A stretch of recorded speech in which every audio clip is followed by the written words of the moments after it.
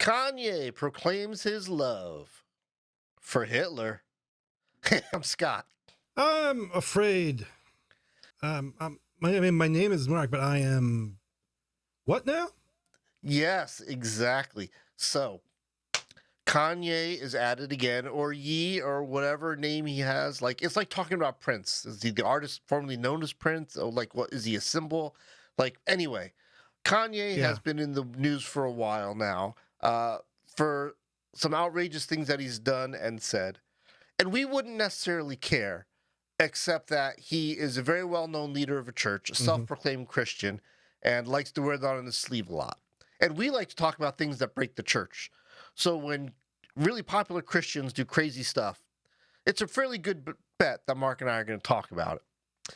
So Kanye has been kind of on the tour of podcasts and radio shows trying to explain away and or justify recent anti-Semitic things he's been saying. And his latest foray into that world has been to go on very respected centrist news show Alex Jones and do an interview with Alex Jones where Well, that's the first mistake. where we hear quotes such as, "Well, I see good things about Hitler. I love Jewish people, but I also love Nazis. Every human being has something of value that they brought to the table, especially Hitler." Now, So, let me does say this Kanye have any deals left to lose? Like, is he just trying to clean house? Right. So first of all, let me admit that this is content out of context, right? I'm giving you choice quotes out of the context of the full interview. So I understand that that's problematic.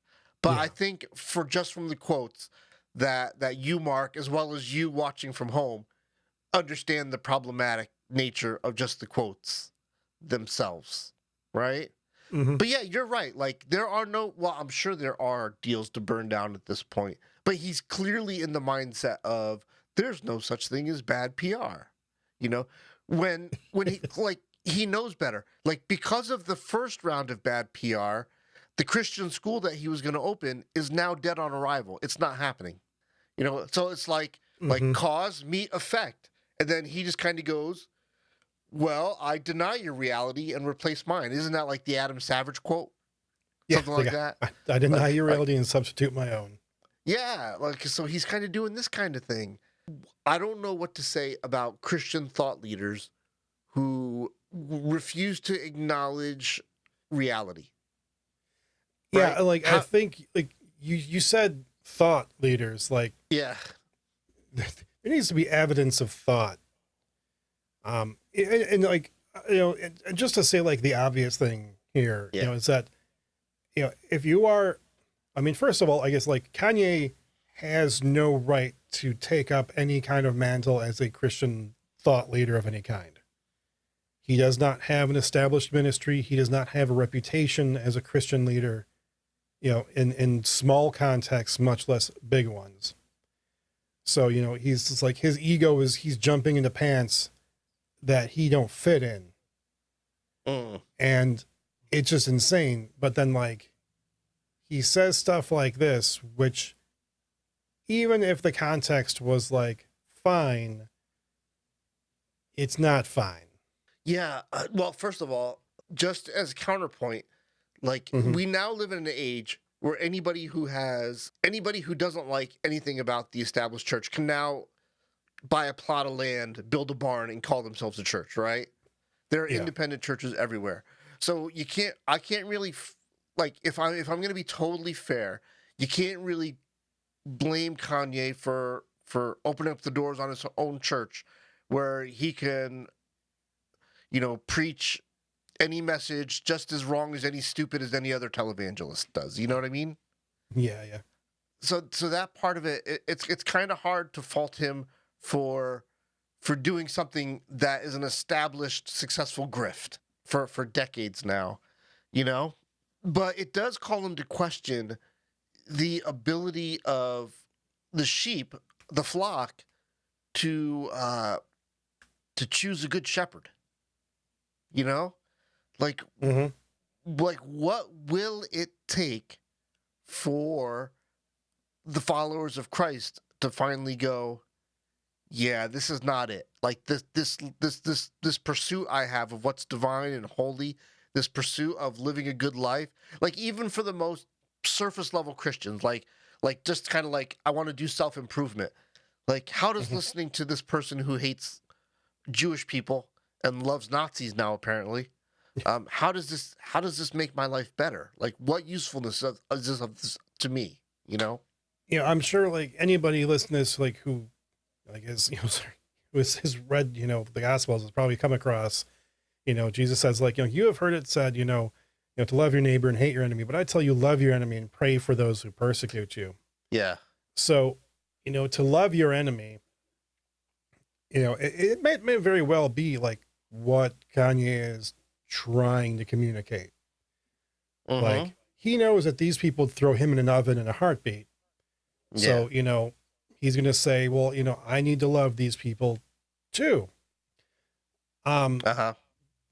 So, but what does that look like? Like he doesn't also Yeah. like, he does not have the intellectual sophistication to communicate this in a way that's deep and meaningful, and certainly not on a show like Alex Jones. Right. I Right. mean, like, Then that matters. Even the message that you have gets understood through the medium that you tell it, right? And so if you mhm, choose the medium of Alex Jones to talk about things like um, Jewish people and Nazis, that's going to change the meaning of the words that come out of your mouth. yeah, yeah. I mean, it's Yeah. like, you can say that you love these people, but you also need to talk about what that looks like if it's going to have any Yeah. meaning, because Yeah. when it's somebody that hates your entire people group, whatever you want to call that people group, Yeah. it's like to say that like, well, I'm going to love them in response to their hate. That means something. Yeah.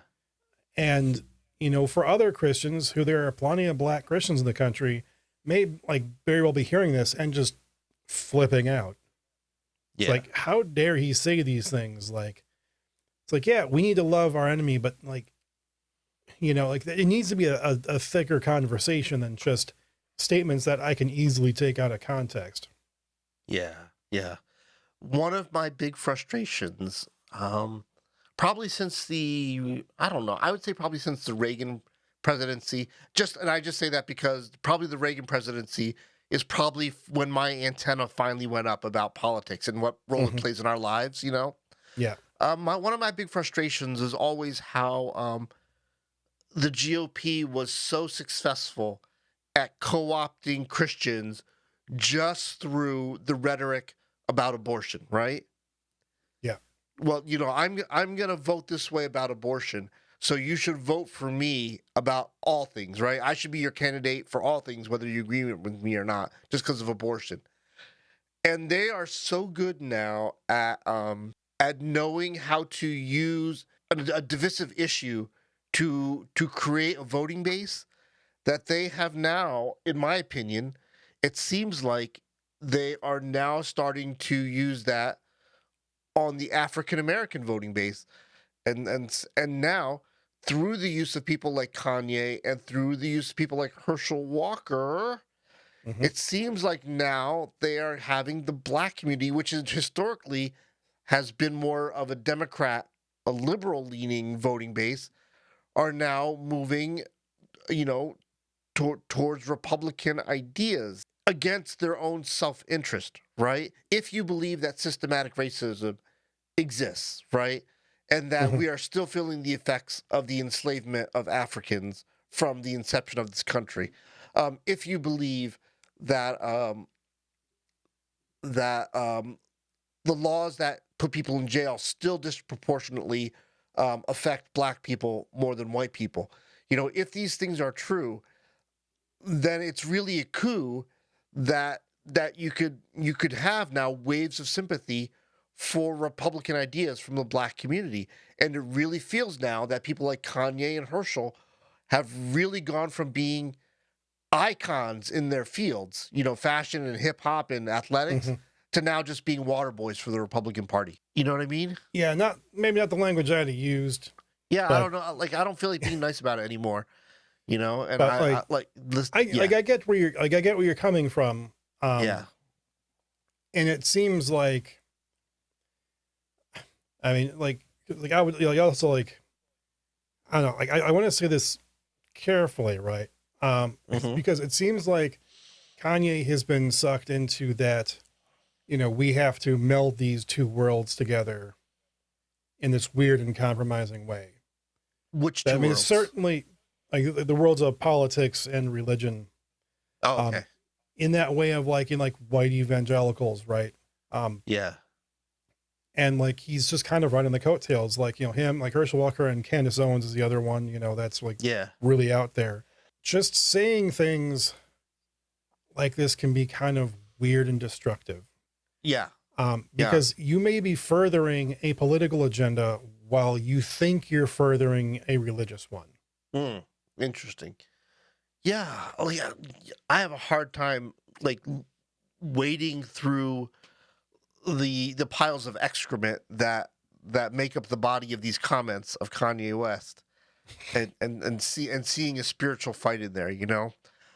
I'm having a hard time seeing anything other than um a an entire population of white conservative men who are laughing their heads off that they've gotten people of color now to say the anti-Semitic things and have all of that hate and vitriol put on somebody that's not white, you know?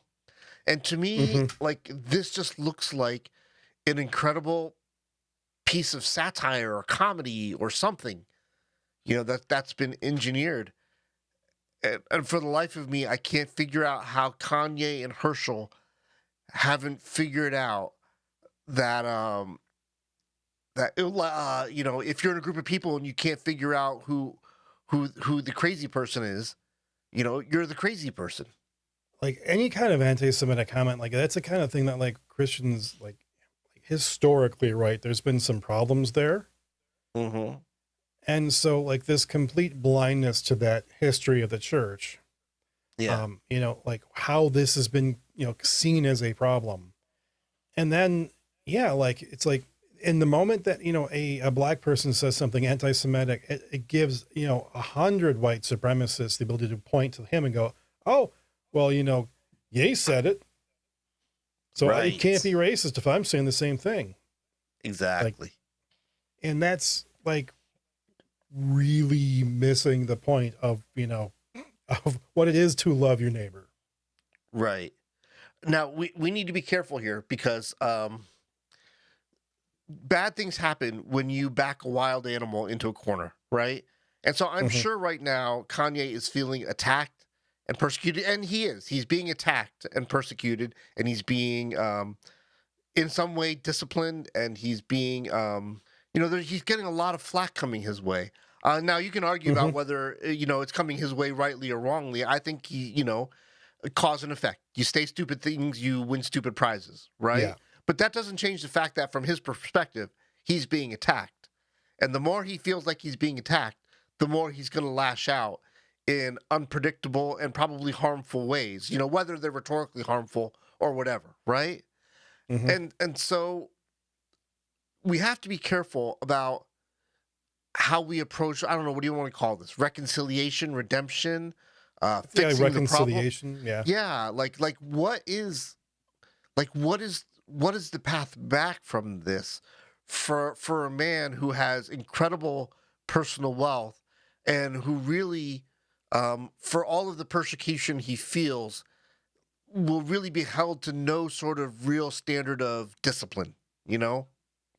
hmm I'm just having a hard time figuring out what the way back is for us all. Yeah. And, I think like a huge caution, like that I would just like the last thing I would want to say is just like to repeat what I said earlier is that like, when we have people that we allow in our community to be advanced into a position of influence or leadership, um, those people need to be vetted beforehand. It is very unbiblical to just allow somebody like Kanye to thrust himself into the position of being a leader in Christian circles in some way. No, that's something you have to earn. You need to be measured and judged by the community. As Paul says, like, you need to be, beyond reproach. You need to have these qualifications, to be an elder or to be a deacon in the church. Never mind, like, at a level of like what we might call a bishop, like the apostles James and John, right? Like, they would have been considered kind of bishops at this level. And like Kanye just kind of thrust himself there. And like, if you're a person that wants to be a Christian leader, and you feel like, you're being stepped on because you're being gatekept, there's maybe a reason for that. Yeah. And it could be because the people above you are shisty and, and they're awful. But very often it's because you don't understand what you don't have to offer. Yeah. So I just like, that'd be my hope, is that like we can learn from this example, say, look, this is what happens when we allow people to make themselves leaders in our community. Right. Absolutely. You're absolutely right. Power corrupts, and absolute power corrupts. Absolutely. And I think you are exactly right that we are too easily led by the people least qualified to lead. And maybe there's also an aspect of humans love nothing more than a good train wreck. So maybe that's part of this as well. Like, even from the early days, like Kanye goes, hey, I'm going to start a church. And we all just kind of sit back with our popcorn and say, all right, let's see what happens. And this is just kind of like reality TV gone Christian, right? Yeah. Like this was more like setting the Reverend Jim loose. That's not a relevant, culturally speaking, comment. Just search for Reverend Jim, and you'll learn what you need to know. Got it. Okay. Yeah. So anyway, like this and Greg Locke, to me are kind of like the standard bearers of churches run amok, right? This is what happens when, like you said, you don't have those leadership qualifications. You don't have any real accountability. Like, everybody around you is just telling you, yes. Oh, you want more weed? Yes. You want more coke? Yes. You want 5 hours of Mark Driscoll on audio tape, and then everybody's just telling you yes. And nobody's actually like going, like, should Kanye be leading a church? Should he be like shepherding people spiritually? And so, And so I think it's a neck and neck race now for who's finally going to make the church in America totally irrelevant, through these kind of episodes of silliness, I always thought that Greg Locke was a circus, and everybody would recognize the circus and kind of ignore it. But now the circus seems to be where all the attention goes, and I worry because all the good churches that understand the importance of not being the circus, they get left behind. They become even more irrelevant because now everybody's attention is on the circus. Well, circus is a circus does, right? I guess, yeah. So, man, I just, my hope is that the church sees this for what it is, and the people that have the ability, whoever they are, to speak into Kanye's life, that he would start listening better, listening more, that would be super nice, It would, for sure. That'll preach. Yeah. Hey, so this is Church is Lame. We're just two guys who love the church, who kind of, like, when weird things happen in the church, it's like a spike to our brain. And so we just use this channel as a place to put those thoughts, so that when somebody asks the question, why is the church irrelevant? Well, here you are. We've got a channel full of reasons for you. And so we'd love for you to leave your thoughts below as well. Leave your comment, hit your thumbs up or thumbs down, hit those subscribe buttons and all those other buttons, and click, click, click, click, click. And if you're listening through the podcast, shoot us an email, churcheslamepodcast@gmail.com. And with that, may the Lord bless you and keep you. May the Lord make his face to shine upon you and be gracious to you. May the Lord lift his countenance upon you and give you peace. Amen.